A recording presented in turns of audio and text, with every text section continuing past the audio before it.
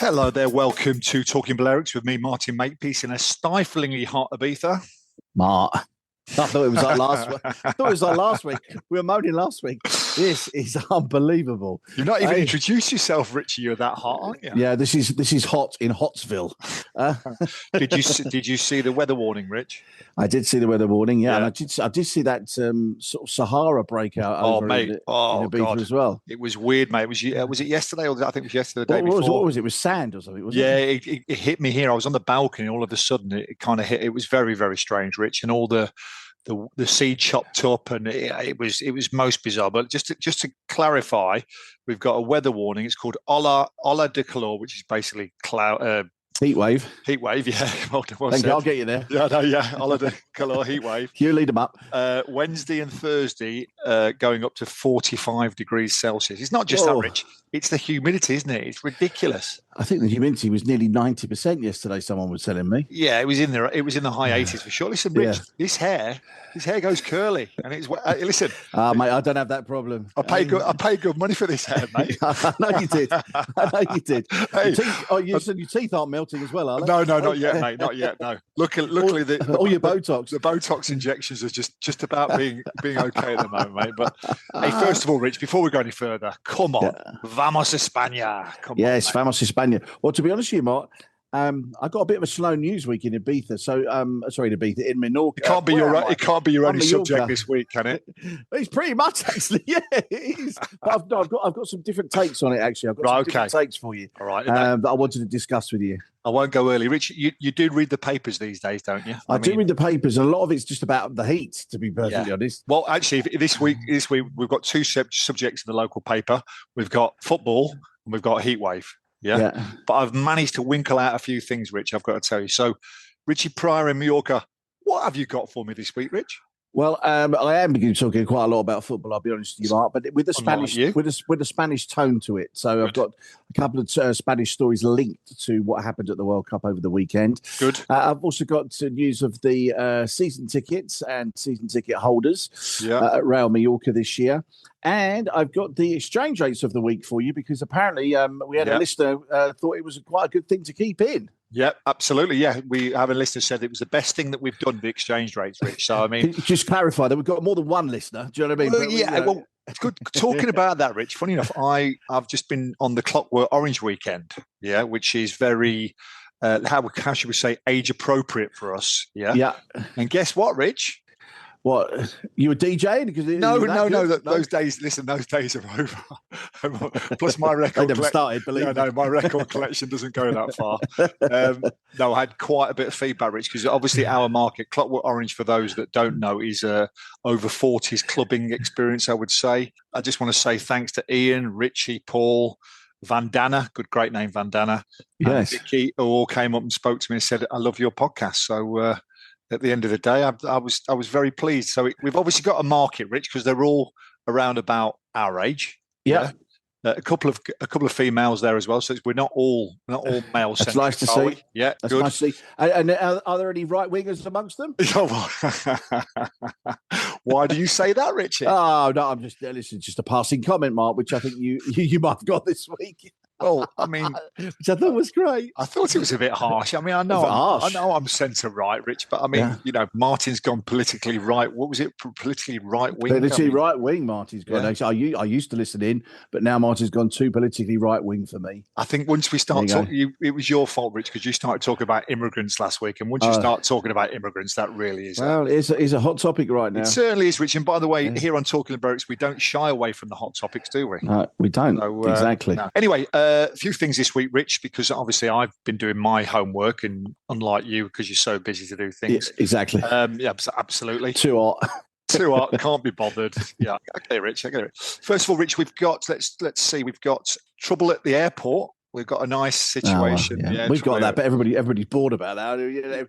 Every airport's got trouble right now. No, but this is a different one, mate. This is a disco. It's not the border control. No, it's not the border control. It's a disco at the airport. Oh, fab. Which I think is a great idea, but I'm going to go into details as well. Do you know the abandoned hotel, which is just down the road from where I live in San Antonio Bay? That's got big news happening this week, which I want to go into because that is a real hot topic. Who I speak to about the podcast, they always mention it to me as well. So it obviously hits home a bit. And also, Uber are back on the news list this week, but not for cars, for something else. And also, we have a little bit of a clarification from last week, which we probably didn't explain properly. So, because I got a couple of messages about that. So, we didn't explain properly, or was it your explanation? Well, actually, Rich, it's you, but I was trying to protect you there. So, the clarification is about the. Well, I read mine, so I couldn't have been that wrong. Well, it was about. Well, let's get it out of the way first. Go on, then do it first. Well, the clarification is Alex Ellinger, who is responsible for our music, and him and his girlfriend Megan, they're big podcast listeners as well, messaged me to say, am I okay to take 7 kilograms free on a EasyJet flight or and I was not out of Ibiza, you're not. And I was like, so I did some research, Rich, and even though we mentioned it last week, we must say that the law is coming into force in 2027, not 2026. Oh, okay. So I can only apologise on my associate's behalf that he probably muddied the waters there a little bit. But can I just because you obviously missed the gag there, but he did. He totally missed the gag, didn't he? Yeah, he did. Listen back. You got to listen back to that. You have to listen back to that. But when Alex asked, "Can I take 7 kilos out with me?" then you need to just check what he's actually taking out with him. Do you know what I mean? We're talking luggage, Rich. Let's keep it professional, Richie. Well, it is Ibiza. I know, exactly. Look, there you go. With your old stereotypes is normal. Listen, pack your walking frame and your reading glasses and get yourself to Mallorca, everybody. No, 7 kilos luggage. So just to clarify, it's next year it's coming through. So don't say to the woman on the desk, "Oh, Martin and Richie said it was okay." Yeah, exactly. Don't tell us that, dear oh dear. So listen, we've got to rejoice in the fact that Spain won the World Cup at the weekend. Oh, amazing. It was great. It was an awful game, followed by an awful half time. That half time show was dreadful, by the way. It was the only decent thing Wayne Rooney said all day, wasn't it? Exactly. I can't understand a word he says. No, me either. He's not very articulate, but describing the half time show as crap is probably the most salient thing he's ever said. Yeah, that is true, actually. There was a few points I wanted to make. One of them actually wasn't about Spain, was about England, because you happened to mention, and I don't think you've picked me up on this yet, because I did write a comment, and you obviously not seen my comment on your post, that you said that Tuchel's position was untenable. Yes. They were your words. Yes, and I believe that, yeah. And I said, untenable? And so I said, who would you bring in? You said, I'd bring in Pep. Yeah, and by the way, Pep is allegedly speaking to Italy today. Yeah, he's not going to Italy, Mark. They haven't got the money for him. Of course, they haven't got the money. But I mean, Pep's dreamland. He's not going to manage Spain, Rich. We know that because he's always said that. So I've always said Pep. Okay, so he's Pep or Eddie Howe, I think, were the two choices. No, forget Eddie Howe. God Almighty, he's never won anything. He's never won anything. No, I agree. But I would lay caution to the wind sometimes, because everybody thinks Pep is this and Pep is that. Now, without a doubt, Pep is one of the greatest coaches we've ever had. But let's always remember that Pep has always had money wherever he's gone. He was in Barcelona, he had money. He went to Bayern Munich, he had money. And at City, he's had money. I remember 2021, the Champions League final, Manchester City against Chelsea, where Pep made two decisions that were costing City the final. He dropped Rodri and Fernandinho in the middle of midfield, and ended up getting absolutely gubbed by Chelsea. So all of a sudden, he's made a huge mistake. Yeah, and did City fire him? No, I mean, it's a rhetorical question, Rich. I'm just gonna cut in that. I get it, Rich. I understand what you're saying. Tuchel was brought in to make the big decisions at the right time. Everyone, listen, I knew what was going to happen, and I'm 10,000 miles away. Yeah, you knew what was going to happen as soon as he pushed back. We all knew what was going to happen, and it happened. So if we can see it, why can't he? He's had his chance. Get Pep in. Simple as that. Yeah, I'm in disagreement. I would give him another go. Well, Richie, listen. Give another go at the Euros. That's what sport's all about. But, and it's to do with Balearics, or we're just going to have a... This is Spain, actually. It's to do with Spain, actually, because there's a few things I want to say. One is that, obviously, the team arrived in Madrid. I thought that maybe the World Cup team should actually do a bit of a tour of Spain, so everybody gets to sort of revel in the World Cup, even come to the Balearics as well. Do you know what I mean? Because I think it's a shame. One, because Madrid actually didn't have any players in the team. Well, Real Madrid, that is. Atletico Madrid had a couple, but Real Madrid didn't have any. Do you know what I mean? So the Madrid fans weren't actually happy with the coach at the beginning. Obviously, they were happy at the end.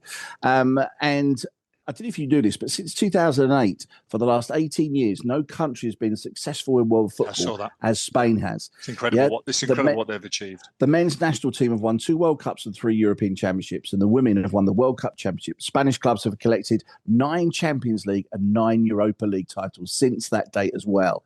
And last season, Spanish coaches won the Champions League, the Europa League, the Premier League, and League whatever you call it in France. Yeah. And obviously our league is dominated by Spanish coaches. Rich, listen, let me cut in here, Rich, because I know you're going to give me loads of info, but let's just brief it down a little bit. And me and you have both been involved in the Spanish system for the last 15 years, football system, I mean, because we both had children that grown up who have played to a high level at youth football, and I've seen firsthand how good the system is over here, how they teach the children how to play football from an early, not just from 8 or 9. I'm talking from 4 and 5. Play it out from the back, and they say, we don't care if you lose it. We don't care if you concede a goal. You have to play this way. So we've seen it. I've seen the system firsthand, and it's second to none. It really is. It makes the English system just so prehistoric. It really does. So at the end of the day, it's no surprise that they've done it without a centre forward, Rich. That's the most amazing thing. They've done it without an attacker. So, I mean, listen, I don't want to go on about it too much. Argentina were a disgrace, although I have blogged about it today, and I've kind of given them a bit of a hospital pass today because it's just the way they are. They're not going to change. My friend in Argentina has been sending me some headlines from the newspaper, and the Argies don't give a monkey's, Rich. It's as simple as that. Their newspaper headlines is, proud of you, you've done us proud.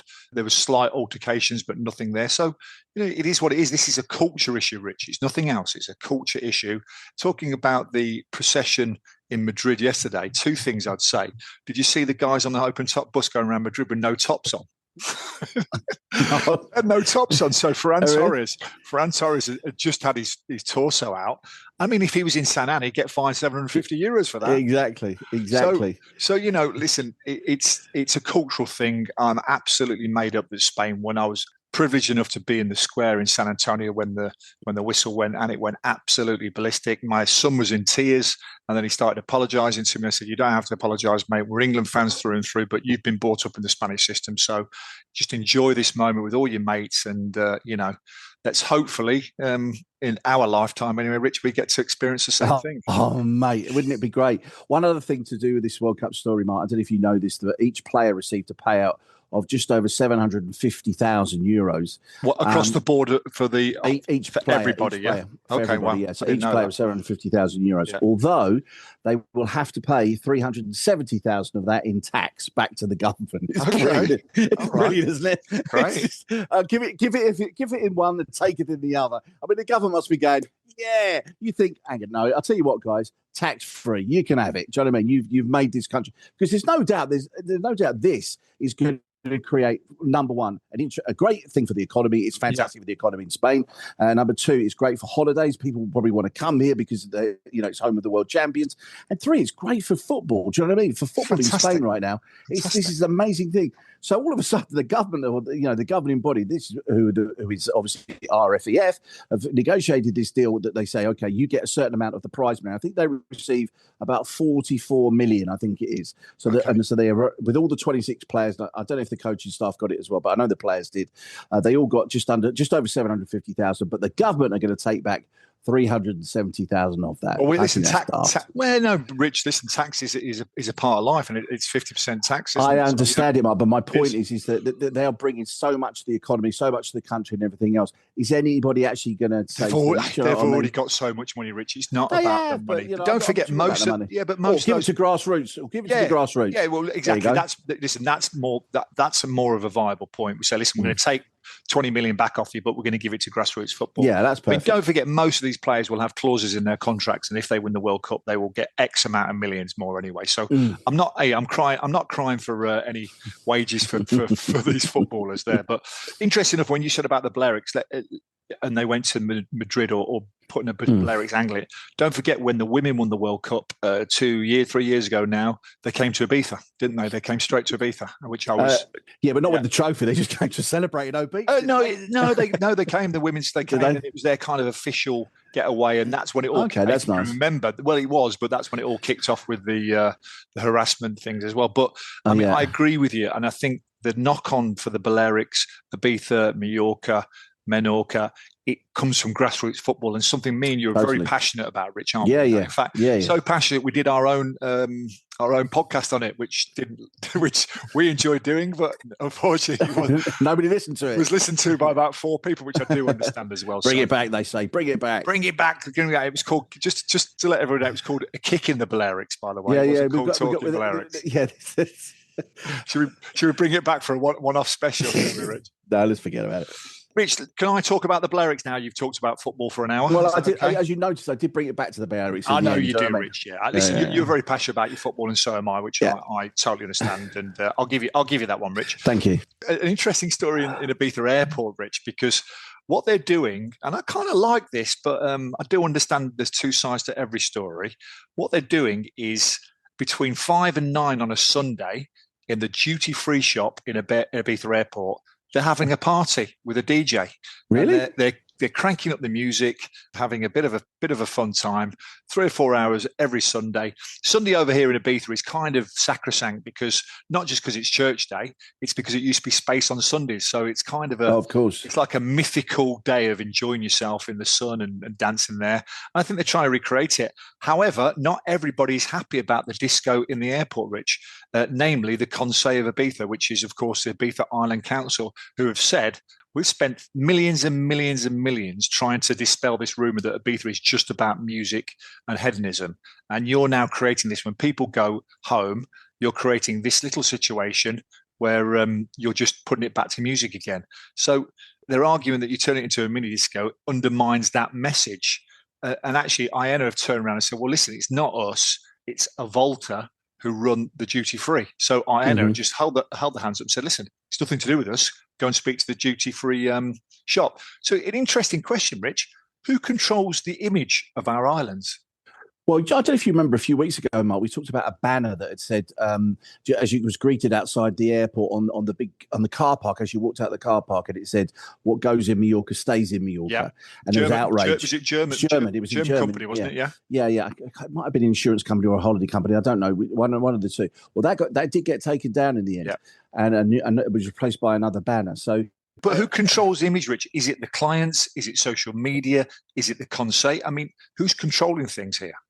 Well, who knows, Mark? No, well, it's a bit of a strange question, because nobody's controlling it really, because what you think of Ibiza and what I think of Mallorca is up to me, isn't it? And it's controlled by me.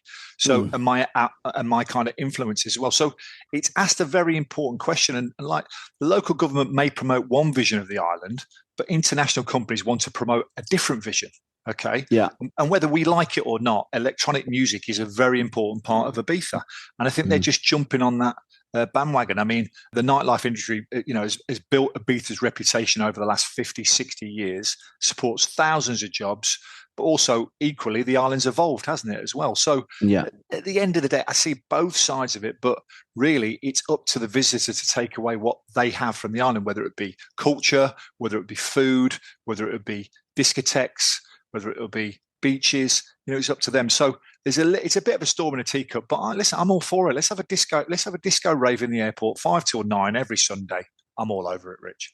Yeah, I don't know if you know the tune that John Stones and Declan Rice used in the dressing room. Yeah, another. Exactly, another. They're a Dutch group, aren't they? Dutch a duo, DJ duo, storming up the charts. I'm not surprised. I've never seen so many memes. It's incredible. No, it's mad, isn't it? And they reckon it might hit number 2 this week. The number 1 in the UK, if you didn't already know, is Olivia Dean and Sam Fender. It's been there for 17 weeks, on and off. It has been sort of knocked off a couple of times, but then gone back in again. So it's one of the longest running number 1s ever. But this this song is really doing well. And of course, it's a great track. And also, Rich, I mean, just shows you that, and we can tell you're a radio DJ because you just done the chart rundown there, haven't you? There you go. You see, and I don't even know who Olivia Dean is. I hate to say it, but Well, number one, this will tell you what it was. Number one last week was Olivia Dean and Sam Fender. Number two was Wonderwall Oasis, and number three was Three Lions, Baddiel and Skinner. But obviously, because we were leading up to the World Cup, this was last Friday, of course. So we were leading up to the just after the World Cup, basically. So people were buying the tracks leading up to it, streaming the tracks, obviously leading up to the semi-final, which was on the Wednesday. So by the Friday, it had obviously done really well. Now I imagine this coming Friday, it'll all drop out again and everything else. Talking about exposure, did you see that we are the number 4 podcast in Afghanistan? Oh yes, they love us in Afghanistan. Well, I mean, they've got good taste in Afghanistan, haven't they? But I've got some bad news, Rich. We've dropped down to number 10 in Afghanistan. Oh, really? What's going on? I don't know. Afghanistani listeners, you can sort of tell us. We'll be happy to hear you from you. If we can get a message from Kabul, we'll be very nice this week, please. That's okay. Exactly. I've got a feeling there's probably 5 or 6 podcast listeners in Afghanistan in total, and maybe we get one of them or something like that. So, I imagine. Can I just tell the exchange rates of the day, Mark? If you must, Rich. We started this last week, and somebody piped up and said he quite likes it. And it's quite good for the obviously people coming on holiday, which obviously the kids are off now, so you can actually see a massive difference in the airport arrivals.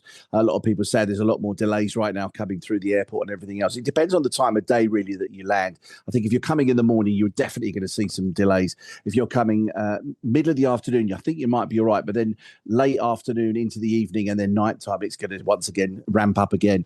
But obviously, the better the exchange rate, the better you more money you have to spend. Whether you're going out to one of the bars, restaurants, or cafes, you're going out to one of the beach clubs or nightclubs or whatever. So it's 1.17 today. It actually last week, after we talked last week, it got up to 1.18. That's the highest it's been all season. Obviously, I do this every day on the radio, so I know how what the exchange rate is. But if you can remember, when we first joined the euro, it was 1.72. That's when we first, 1.72. No, yes. Never went that high, did it? Check it out. Well, listen, Rich, I've got no reason to doubt you. I'm just surprised. Check it out. Yeah. And then, and then I can't remember what it was, but we were 1.42 as well. Yeah. So 1.17, sorry, this week. Not bad. Rich, remember the days when we used to change up travellers' checks? I do. And do you know what? That came into a conversation of mine. It might have been on the radio, actually. Whatever happened to travellers' checks? And then we used to get them. What, you used to get from the post office, didn't you? Travellers' checks? Yeah, you did. Or your bank. Or you'd go to the bank as well. It's bizarre thinking back now, isn't it? I used to change them up all the time, and used to make on the exchange rate, used to make on the whatever, didn't you? I mean, it was a license to print money, literally, wasn't it? It was, particularly when we went from the peseta to the euro. Blimey, everybody didn't know where they were. I'm too young to remember that, Rich, to be honest, mate. I was just leaving school there as well. Let's talk about this big hotel, Rich, just around the corner from me, a place called Punta Chincho. It's a hotel that was started. It's just a skeleton of it. It's a big hotel. There's been rumours of it being rebuilt. It's been rumours of it being knocked down. I don't think anybody knows what to do with it at the moment, Rich, but what's happened is, can you remember there was a big homeless settlement in Ibiza town, with next to the conference centre, just on the outskirts of Ibiza town.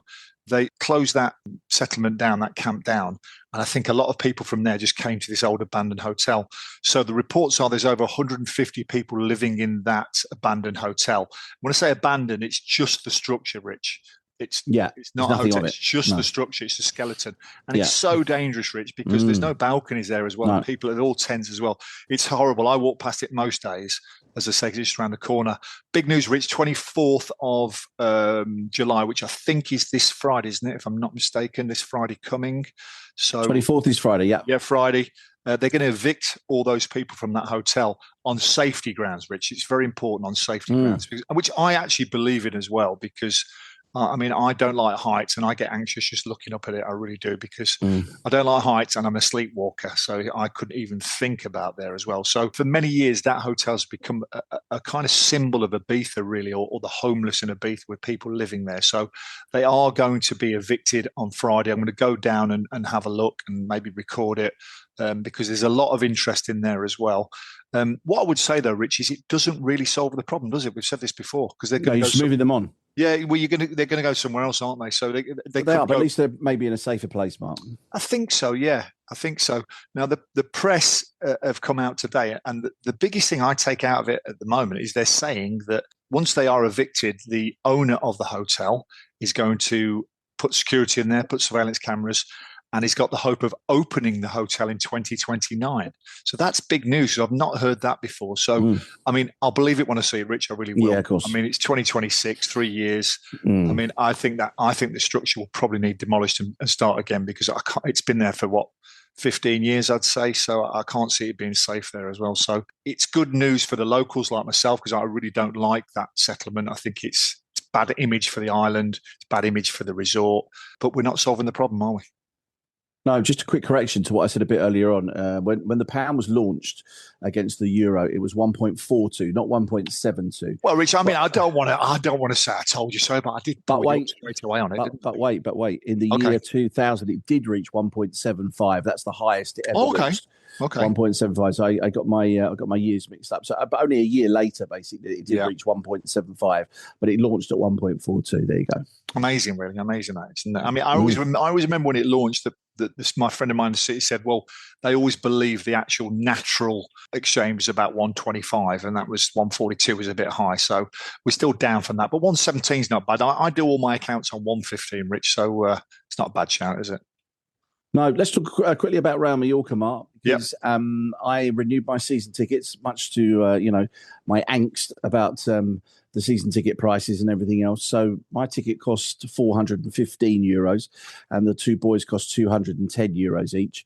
I'd say to you, last year I paid $550 for La Liga. Obviously, we've been relegated, so there has been a reduction of about 20%, more or less, maybe 25 in some cases. But obviously, if I gave up my season ticket, my ticket right now, regardless of what division I'm in, would be €700. And then if they did get promoted back to La Liga, then it would be more than that. So, in reality, it does make sense for me to renew. I don't use it all the time. Sometimes I use it for business as well, which is, it's good for me to have for business too. So I've renewed, and I thought they were going to struggle to get season ticket holders. Their maximum last year they hit, which was 23,044. The ground only holds 25, so they had to keep 10% back for away fans, of course, and which is very rare here. But there, every now and again you'll get a team that will bring a few hundred over anyway. So this year so far, 16,341, which I think is actually quite high. I was quite surprised by that number. Yeah, that's very good, actually. It's not too bad. I think you've got a good core support there. And because of the way the league works, it's a good chance you'll be bouncing back, won't it? Well, yeah, we've with your parachute payments and everything. Parachute payments and all the money we're getting in from sales. Obviously, we've sold Mariki. Apparently, we're going to sell Samu Costa. He just got back from holiday. He's been away with Portugal, of course, at the World Cup. They reckon he's going to go to Ronaldo's club, which I think is Al Nassr, is it? I can't remember where Ronaldo Al Nassr, yeah. So he's going to go there. So every time they sell a player, they're obviously saving wages as well. And they're not signing big name players right now. They're signing obviously second division players. So I think they'll do all right. Do you know what I mean? Well, they better do all right because obviously the fans won't be happy. So let's see how the coach goes, because the first few results will sort of see, where we are, where our level is at the beginning. You need a good start, Rich, don't you? We do. Just give you some context, Rich. The UD Ibiza, which is our local professional side, they're in the Segunda B, or the third tier of Spanish football. New season tickets are $250. They start at $250, Rich. If you want to renovate, renovation of the tickets, $180.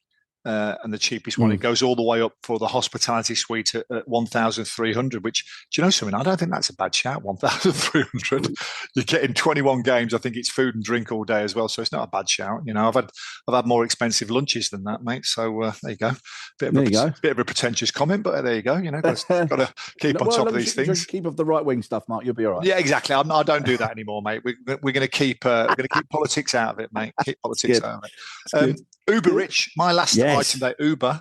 Now, we know that Uber have been on the island for a while now, haven't they, Rich, really? I've used Uber in Mallorca, and I've used Uber in Ibiza, and it's got to be said, we keep repeating ourselves, but Uber on the islands is more expensive than normal taxis. It's very important to remember that.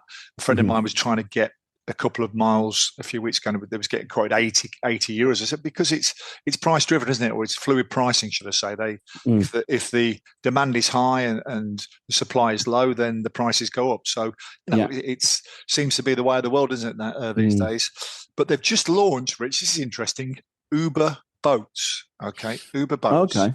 And I've checked it out today because I was like, I don't know how this is going to work. So I went and almost reserved myself a little boat day for me and my friends. It does work.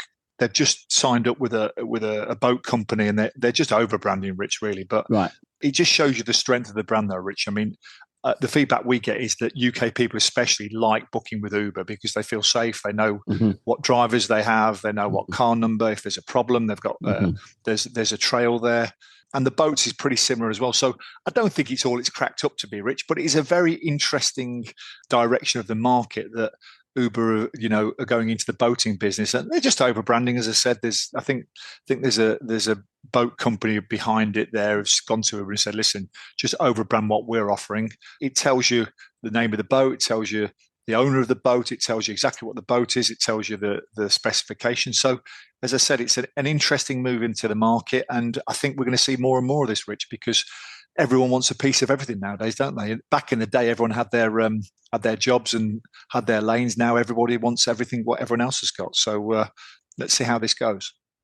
Well, I don't know if you know this, Mark, but holiday giant TUI, in a joint venture with a local firm called Mallorca Aventura, have won a contract to operate the new eco-friendly bus Nautic in the Bay of Palma. Okay. A substantial maritime transport system will connect the cruise terminal to the city centre and nearby beaches using 100 passenger vessels. Great. The new service is scheduled to launch between late 2026 and early 2027.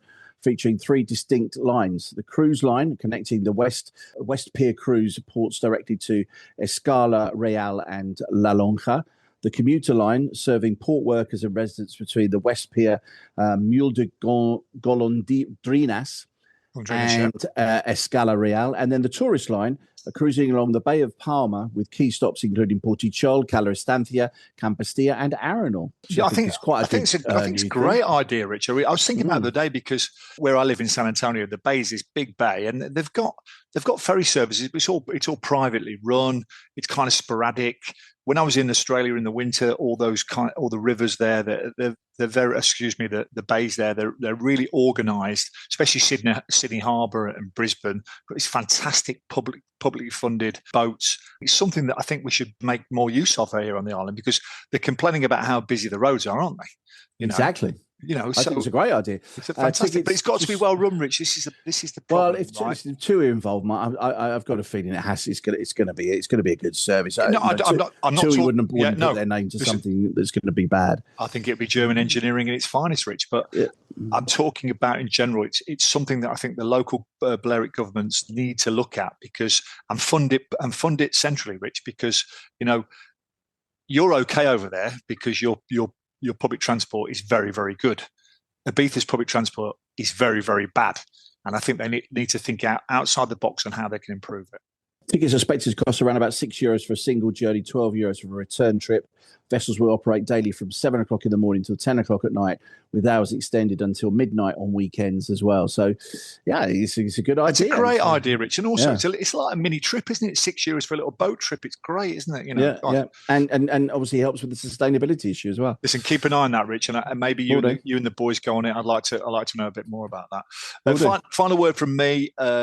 Back on the football theme, Margaret McGeth, who is, I think, under 16, is she under 15 or 16 player, goalkeeper for SD Portmany, which is my team. She was called up to the national team. She's just signed for Atletico Madrid. So, wow, well done, her. Go Marga. Fantastic news. Yeah, that's fantastic. Let's finish on the football theme. His great national keeper is Catacol from Barcelona. Well, she played here in Collerense, and now she's at Barcelona, and she's the national keeper. And she's only very young as well, Cata.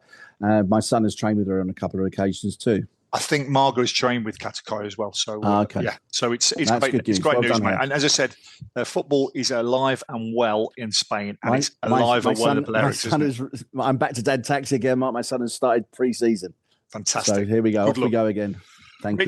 Always a pleasure, mate. A really good one today, positive one, because Spain are world champions. Unlucky well England. done, Spain. We weren't quite good enough, I'm afraid. So maybe next time. But and I predicted it, Mark. I did say it on my blog. I saw it, Rich. I didn't back it. I'm an idiot. So no, well, listen, my French. I was so convinced the French would win. I mean, I'm so pleased. I'm so pleased I was wrong, mate. So pleased.